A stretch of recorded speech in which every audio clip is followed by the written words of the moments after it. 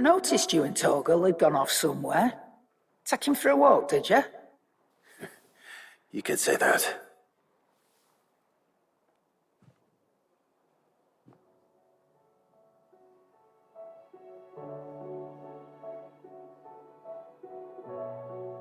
So, Molly's leftovers weren't good enough, eh? That'll teach me for treating you like you're still a pup. All right, no need to shout. Now we know what you're after, I can see about getting some in. Speaking of which, I brought one for later. Can I leave it with you?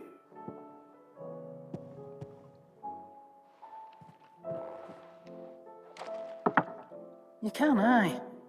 I'm nice like that.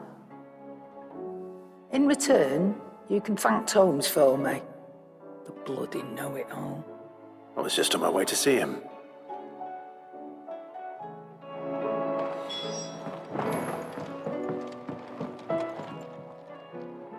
Sorry for the wait, but hopefully he'll agree it was worth it. You learned something about that sword then?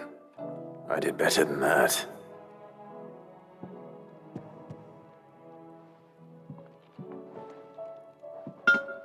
Aye, a whetstone. Yes, but not one you'll find anywhere in Valisthea.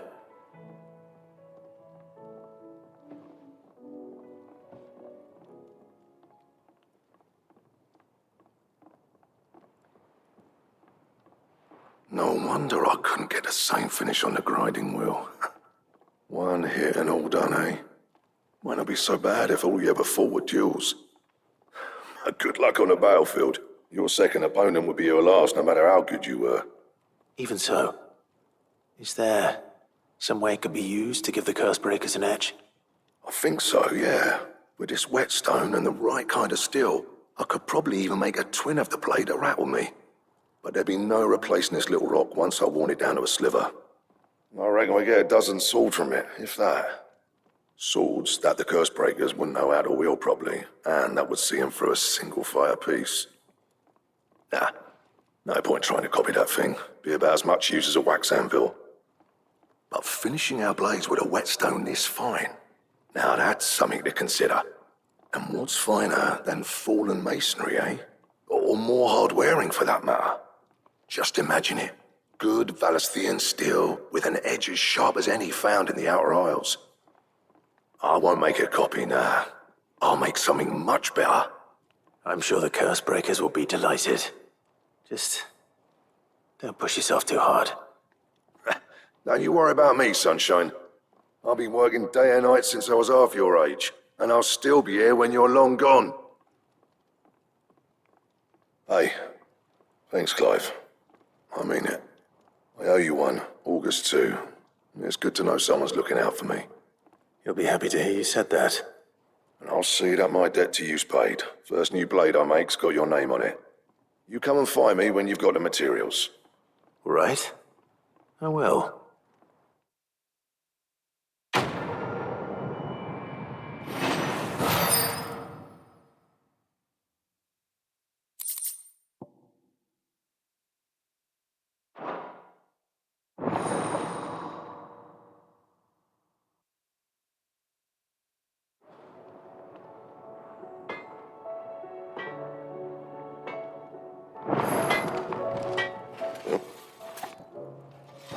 What's that falling, dear?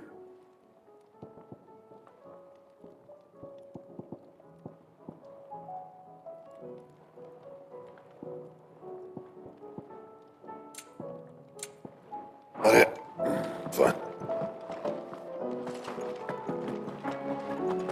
Seems the Hideaway is.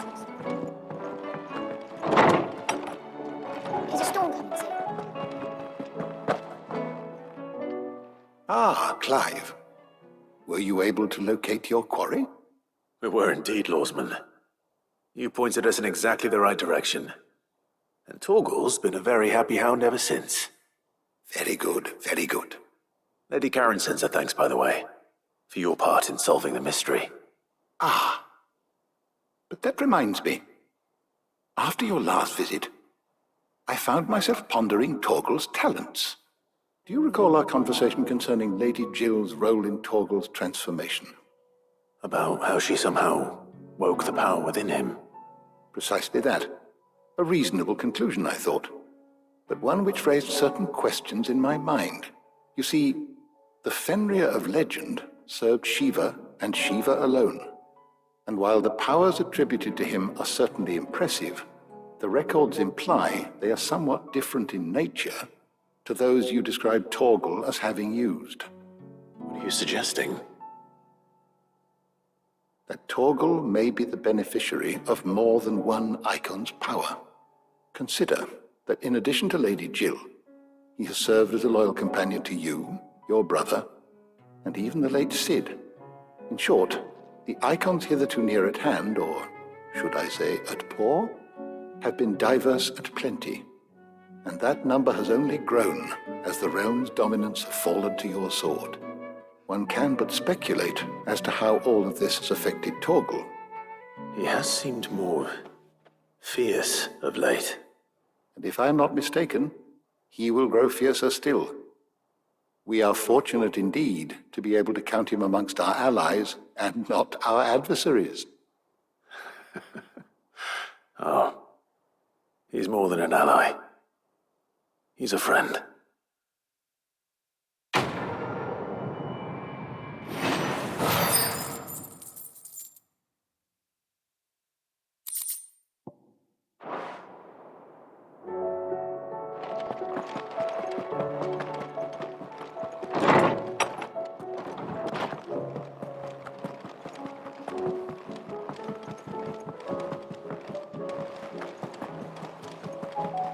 Did you see that? Tell me you saw that. Was wondering when you turn up. Had owls from all our friends thanking you for your timely intervention. How is it you always manage to arrive at just the right moment? Luck, I suppose. Any word on the rest of the realm? Let's see. Storm's still crying out for mother crystals. The nations are still in chaos. And the skies are still the colour of a kick in the kidneys 2 days on. So, Right. Clive, we knew this was going to happen. Well, not the bleeding skies part, but you take my point. Now's not the time to second-guess yourself. Now's the time to visit the infirmary. Talia says your brother's awake. Thank you, Otto.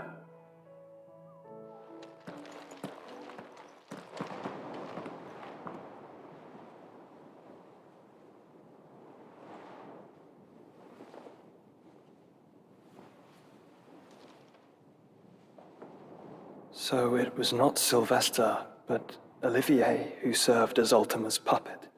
And when Dion learned of this, he sought to slay the fiend.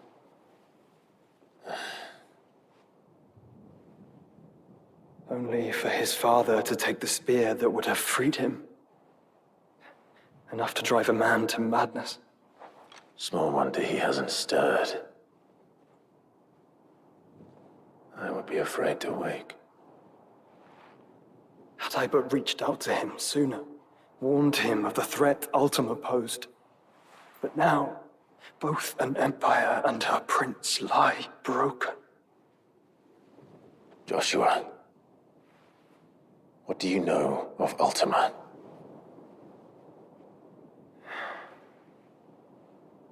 Very little, I'm afraid. Despite my best efforts. 18 years ago, as I lay buried beneath the rubble of Phoenix Gate, 'twas not death who came for me, but another. And it was while in my rescuer's care, I first heard of Ultima.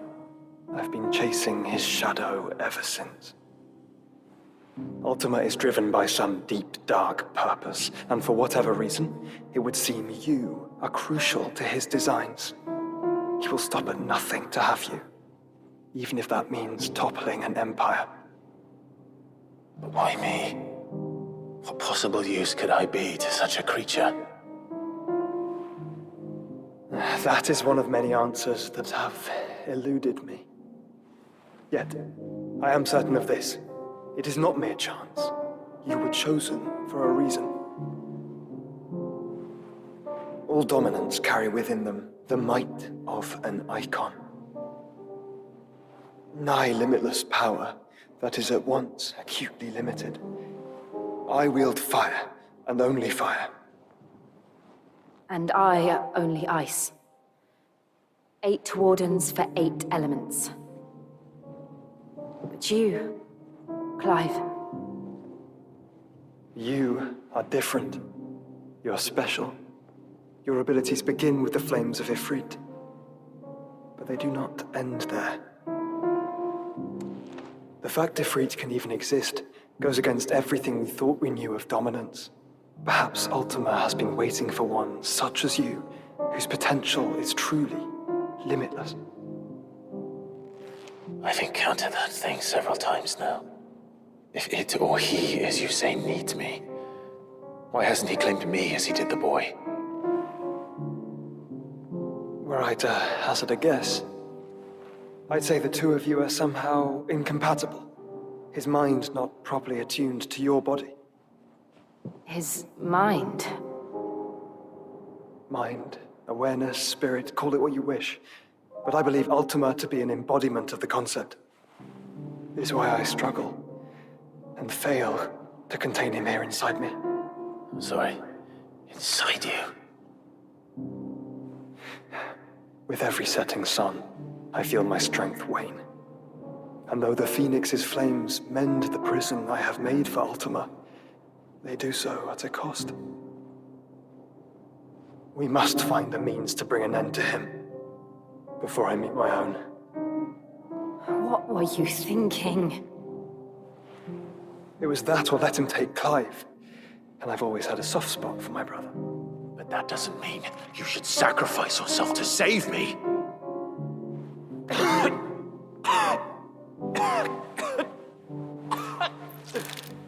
Joshua! Clive! It's Gav! There's an army of Akashic at the gates of Canver.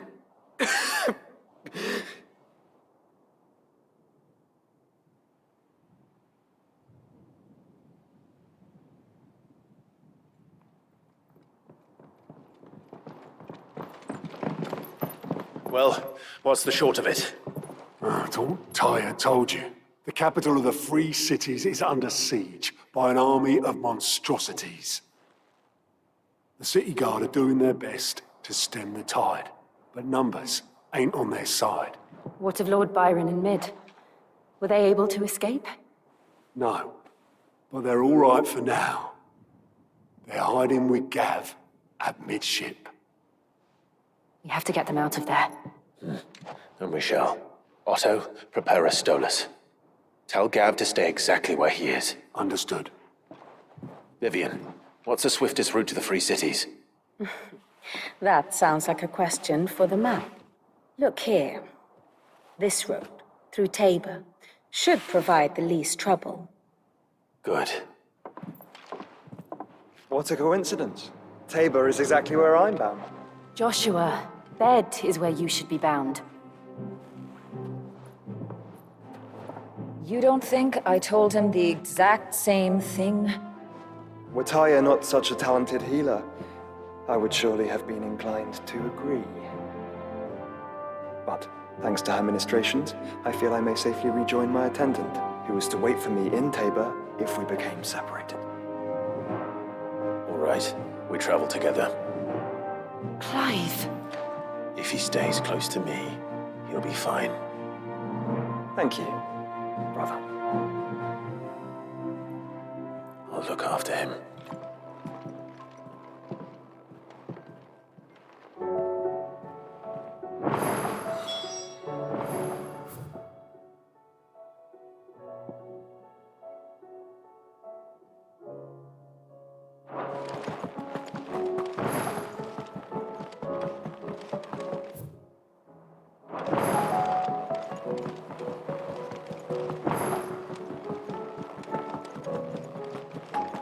Seems the Hideaway's Blasted book. Here, you put me in this situation, Clive. You can bloody well get me out of it. I need a hand with a recipe. Are you sure it's me you're looking for? I'm not much of a cook. I'm all the cook will be needing, thank you very much. what I want from you is a little of your time, right? Oh, and perhaps your sword. You remember Ivan's stew, right? Well, despite the look of the thing, and that awful stench, people wolf it down. So I thought I'd try making one of these supposed masterpieces myself.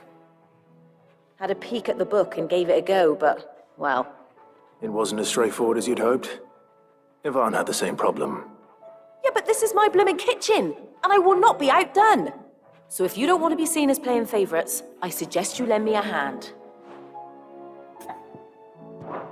I've never been one to play favorites, Molly.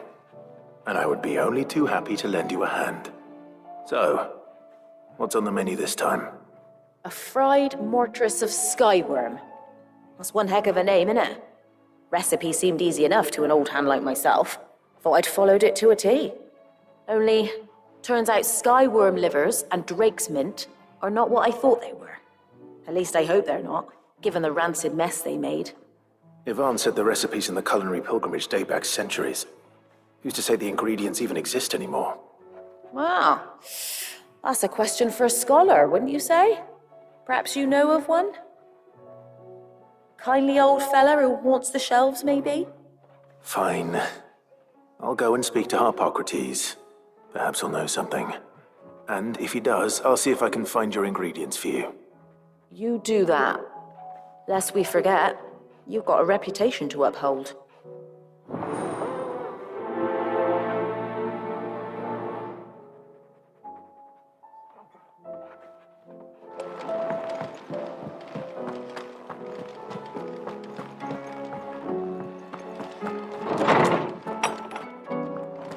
Is a storm coming soon? Lawsman Harpocrates. I've come to pick your brain if you don't mind. It's about the book you lent Ivan. Valisthea, a culinary pilgrimage, a classic. One of my favorites, in fact. The young man did a wonderful job with the Chance's stew. I do hope we shall be able to sample more such marvels in due course. That's actually why I'm here. I don't suppose you know where I might find skyworm livers and drake's mint. So the fabled Sandbrequois delicacy is next on the menu. Delightful. The descriptions of fried mortress never fail to make my mouth water. Now, skyworm is a somewhat antiquated name for the wyvern, their ground livers being the paste from which the mortress is made. Dragon livers. How very Sandbrequois. One would have thought the disciples of Bahamut would have a touch more reverence for their icon's brethren, but apparently not. I believe the specific dragon the recipe demands is the blueback wyvern, said to be the very color of the sea beside which it resides. So we know where to look for our liver. But what about the drake's mint? Saint's bonnet in contemporary parlance, a herb which grows along the North Reach coast. I gather that one can locate the cheerful yellow flowers by their heady scent alone, so I'm sure you'll have no trouble finding them. I may add that people once believed game was best served with the flora that sustained it in life, in which regard fried mortress of skyworm is undoubtedly a typical dish of the time. Meaning that if I find one, I find the other. To Northreach, then. Best of luck, Clive. And do save me a bite once the dish is complete.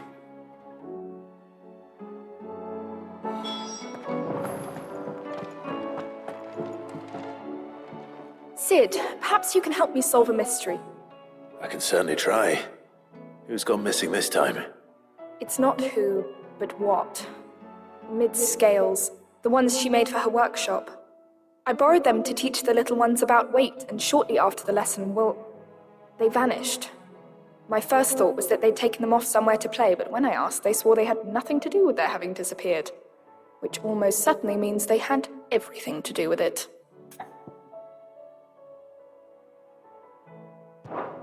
Perhaps a visit from Sid will jog their memories. I think it just might. Thank you. I don't like to imagine that my pupils would lie to me. But if they have, I'll have no choice but to discipline them accordingly. They were in the atrium when I last saw them, as always.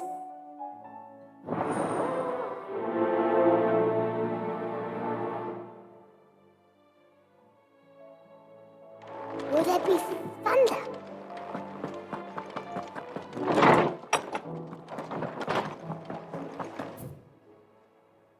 Seems the Hideaway's lost its sound.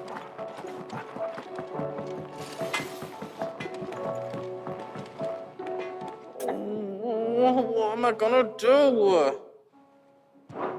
Oh. But no more.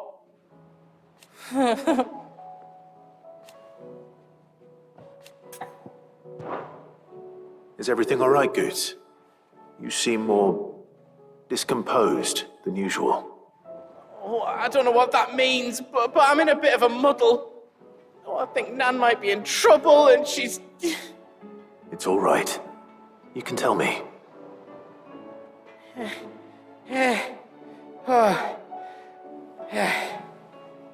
There was a trader came by. One of our usuals, like. Said he'd heard some rotten rumours about her down Dallymill Way. Folk are saying she's been selling to bandits and cutthroats and that. I mean, she's fond of a chance to make a coin or two, aye, but she'd never do business with baddies. Especially not the kind who go hurting people who haven't done out. I wanted to ask her about it myself, but I'm scared she'll give us a tongue lashing. She'd never give your tongue a lashing, though, would she? Don't worry. I'll speak to her. Oh, thanks, Clive. You'll let me know what she says, won't you? Of course. I'm sure it's all just a misunderstanding.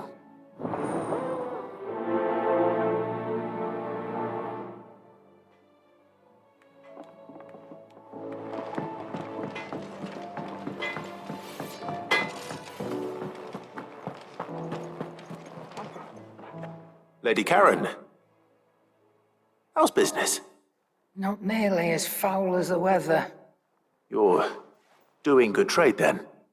Both in and out of the Hideaway? Can't complain.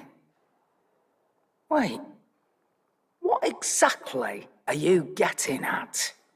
Not once in 5 long years do you pay my affairs half a care. But here you are today, raking me over the coals like a bloody popoto. Just asking. Out of interest. All right. I'm here because I was told that certain rumors have been circulating. About you selling weapons to brigands. Oh, are you? And who was it who knows me so well as to tell tales of my evil exploits? I didn't exactly hear firsthand. All I know is that someone in Dallymill has been spreading word to that effect. And what? You believe it? You think I'm profiting off the blood of innocents, do you? Look, I've done things I'm not proud of. Might be there were a time when I turned a blind eye to the wretchedness of the world so I could line my pocket. But that woman is no more. And you'd know that if you'd ever paid the slightest bit of notice.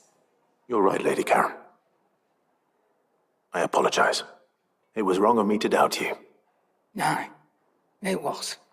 Now, I reckon you've got better things to do than pointing your do-gooding finger at a poor old woman. Of course. Good day.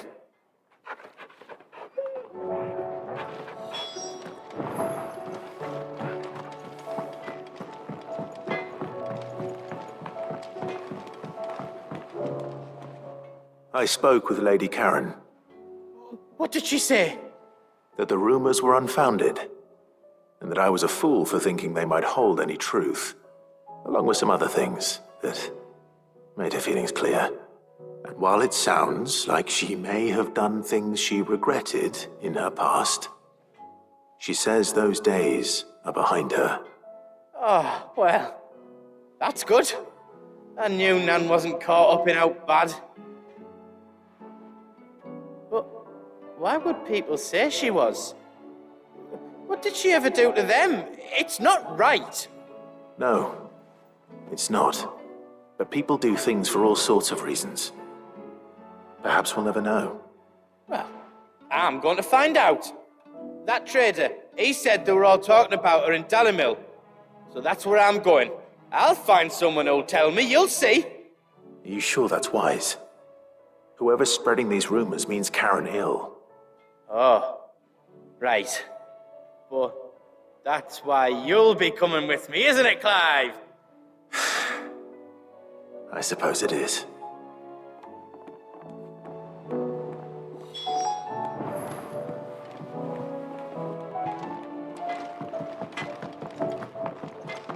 Did you see the pen? Got hauled into tires.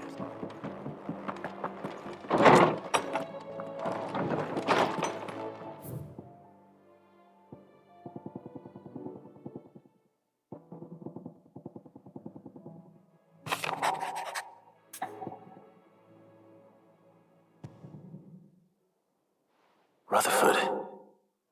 Wasn't that the name of my uncle's manservant? Why would he be at Martha's Rest?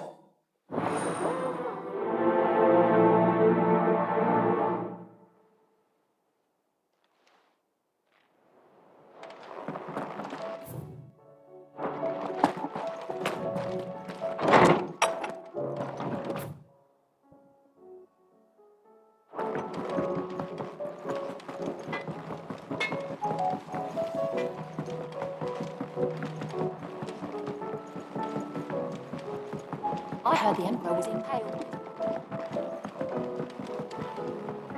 We're all gonna die! You hear me? What do you reckon we should do? I say we should just tell Monsieur.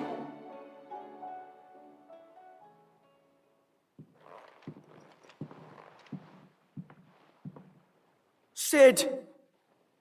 Out of your studies, I see. And what is that? It's not a set of scales, is it? No. Of course it isn't. Well, not anymore, it's not. Oh, And just how long hasn't it been one? we're sorry. But we didn't break them.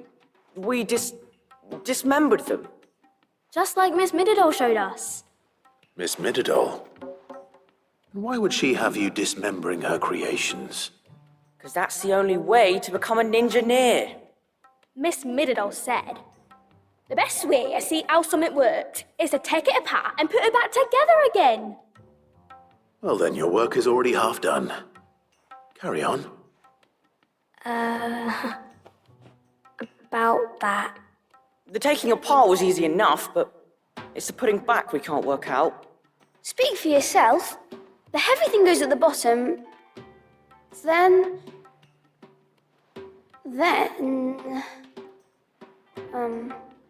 You three need to learn to take responsibility for your actions. So let's have a look at these parts with fresh eyes, shall we?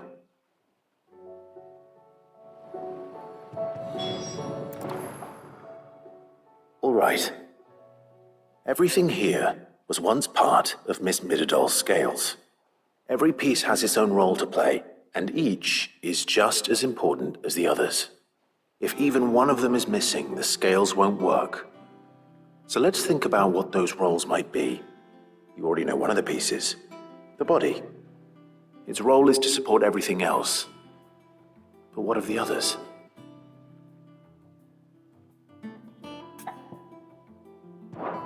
This is called the arm. Why do you suppose that is? It doesn't look much like an arm. You're right. It looks more like a wing. Like a chocobo wing! You've ridden a chocobo before, haven't you, Sid? Will you teach me to ride one day? I'll think about it. Now, what do arms do? Hold things. So wait, maybe this arm holds things too? Good thinking. You're on the right track.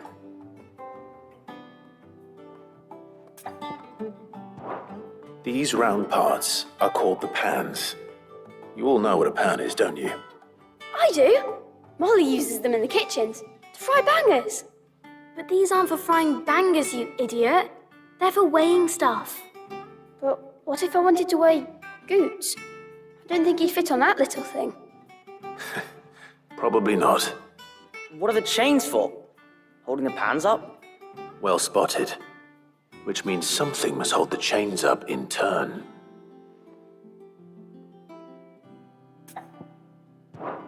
This tiny piece is what's called a cogwheel, or gear. Have you ever seen one before? I have. Miss Minadol's dungeon is full of them. Most are on the floor. She puts them in all her inventions. They spin round and round and round and round and... That's right. They're very useful when you want to make things move. Do you remember if there was anything on the scales that moved? I remember the arm moved when I tried weighing an apple. And then somebody ate it. Not my fault. You shouldn't have tried weighing it before lunch. We know what part's supposed to move and how it's supposed to move. So, let's put the pieces together first, see what doesn't move, and then stick the cogwheel to that. Not a bad idea. You see, it's not so difficult. So, now that we've taken stock of the parts and learned what they do, what do you think? I think we've got it. Then here's what we'll do. You tell me what goes where, and I'll put the scales together. Well, obviously you need to start with the body. All the other pieces fit onto it, don't they? And the arms go on the body, just like real arms. Or wings, if you're a chocobo. And then the arms hold the pans by the chains. Very good. Let's see if that works. There. All finished.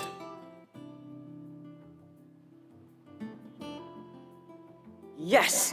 We did it! Well, with Sid's help. Oh, I just put the pieces together.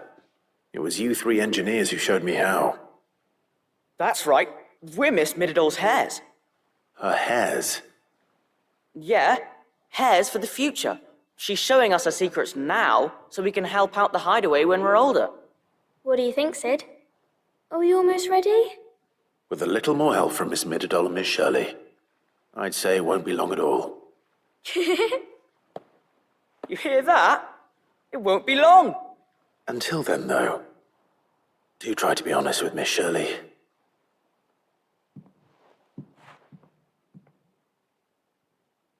Hey, look! We never used the cogwheel. You don't think Sid forgot about it, do you?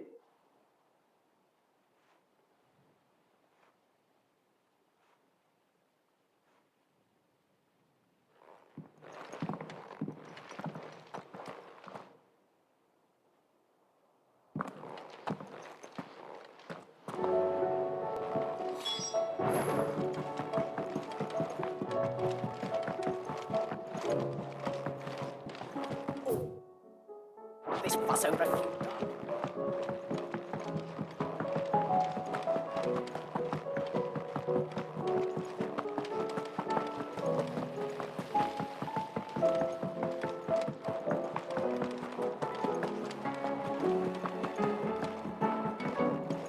Did you see that?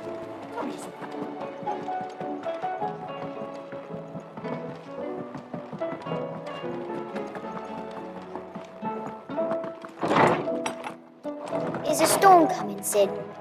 Will there be fun? Well, did you solve the mystery? It was as you thought. The children had the scales, or the parts of them at least. They dismantled them to see how they worked.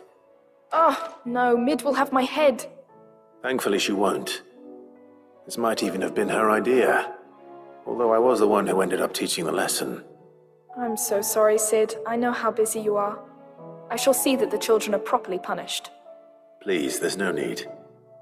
Mid seems to have taken the three of them under her wing. She's even calling them her heirs. She'd have them follow in her footsteps. And her father's. I see. Sid, do you know why Mid has been spending so much time at the Hideaway of late? She told me it was because her studies have been interrupted by events in Canva. Is that not true? No, it isn't. The university offered her a commission. In exchange for full tuition, room and board, they asked her to oversee the design of several new war engines. To anyone else it would be an opportunity, but to Mid, who lost both her parents to war, it was a bitter pill. one she was none too keen to swallow. But that should come as no surprise. She's only ever cared about bringing people hope. The very last thing war can be said to do. Which explains her heirs. She's working to give them a better life. And so should I. What's the odd engineering lesson? You've given them far more than that, and I'm sure they're very grateful.